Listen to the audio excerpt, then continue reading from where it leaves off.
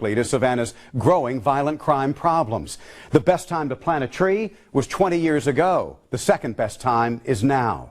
We are obviously not going to be talking about trees here. Instead, the decades of deceit and neglect that dominated the thinking of our local elected officials and law enforcement when it came to the growing threat of gangs.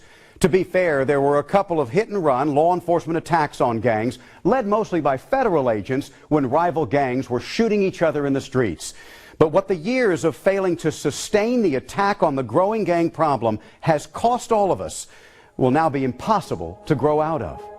Well, it does look like a lot of brand new concrete around here. Yeah, lots of 90 babies around here. Savannah's Woodville Cemetery is filling up. It used to be where you could have walked through without stepping on graves. Now it's so full, you have to be mindful. It done got really packed over the past 2 years. This place used to be empty.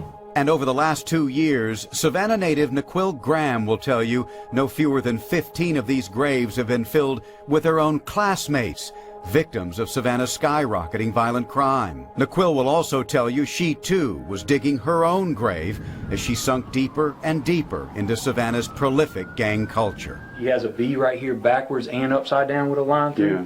And then you've got a K here, so you got blood killers. What year was this? This was 2004.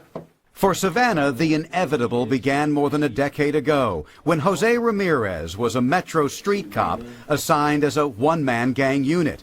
At that time, our state legislators recognize that the state of Georgia is in a state of crisis with gang violence. Is that state of crisis include Savannah and Chatham County?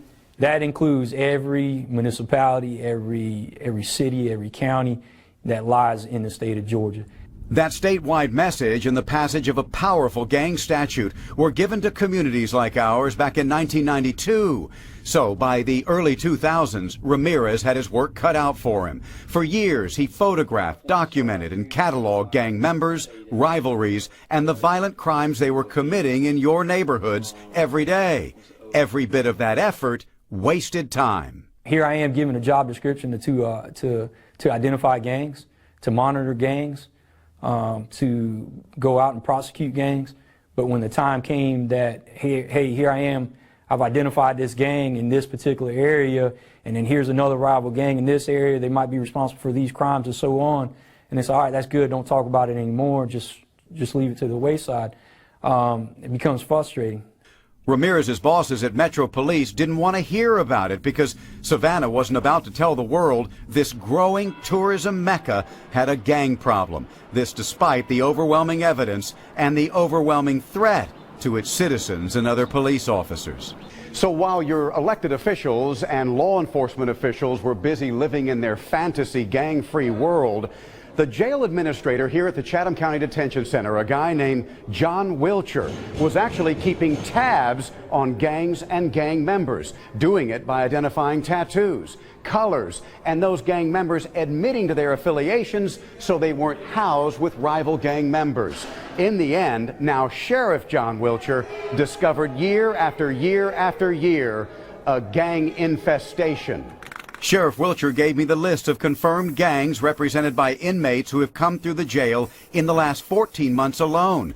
There were more than 80. And when counting the individuals who gladly identified themselves as members of these 80 gangs, jailers documented some 528, again, last year alone. Presenting this documentation to the rest of the community, Wilcher says, got him laughed out of the room. Well, no doubt, a nervous laugh. That was then, this is now. December 30th, 2016, the FBI sends out an internal awareness bulletin warning local law enforcement of a credible threat by the National Bloods Gang. 4 Bloods members are currently facing death penalty murder prosecutions right here in Chatham County. The order from the imprisoned head of the Bloods tells local gang members to use civil unrest to assault police officers, that assaulting officers will increase your rank in the gang, to prepare for war against the gang's true oppressors, and pins the Southeast as a specific target area. Sheriff Wilcher doesn't mess around with threats like this. I've even went so far as telling officers, don't go home with your jacket hanging in your window, has sheriff on it, lay it in the seat. You don't want nobody to know that because of all the drive-by shootings and all these killings that we've had in the last, 8 months. And then those tattoos going to depend on the placement of them. The sheriff also mandates regular training to make sure his officers understand the dangers of not being able to instantly recognize gang members. This is not amateur hour on behalf of the gangs that do exist in this county, is it? No, it is not. Like we got Carver Village thoroughbreds. There's been 26 of them that's come through here in the last 14 months. Yeah. And this list is not unusual for the past 5, 6, 10 years at this jail. No, it's not unusual. You're going to have many all the time. And it is hardly business as usual at Meg Heap's office these days either. As perhaps the first public official to mention the G word in public, you could say she opened a box many before her wanted sealed. When I got into the spot, when I became DA, it's like, okay, yeah, we got a problem. The half-dozen people injured in a gang revenge shooting at the Coastal Empire Fair did become the point of no return for Savannah. At that moment, many on the city council and county commission, about to see the unspoken become the talk of the town, took a deep breath and have been holding it ever since. Matt Breeden is the district attorney's new gang prosecutor. The fact that there is this intelligence void, so to speak, on these groups and these gangs that are operating in Savannah is why it's going to take just a little bit of time to get a handle on it. And make no mistake, the handle is turning, finally. The district attorney's office, Metro Police, are now meeting regularly with our federal partners, ATF, the FBI, and U.S. Attorney's Office. And they're spending a lot of money on the tools aimed at tracking and attacking gangs here in Savannah, something that other communities in Georgia have been doing now for decades. You're not going to see results tomorrow. It's going to take time to build these cases, to build what other cities have of years worth of intelligence and knowledge on how these groups and gangs operate for us to get to that level. You know this is not a new problem. No, just from my experience and my education, I know this isn't a new problem. Gangs are a huge target of the new Stop Gun Violence initiative in Savannah. Captain Lenny Gunther heads the intelligence gathering end of that. There's no denying that it's a lot of hard work right now. Because of what happened in the past. But I would say with 100% under Chief Lumpkin's leadership that we're heading in the right direction. Is attacking a gang problem, once you establish that you've got one, more surgical or carpet bombing?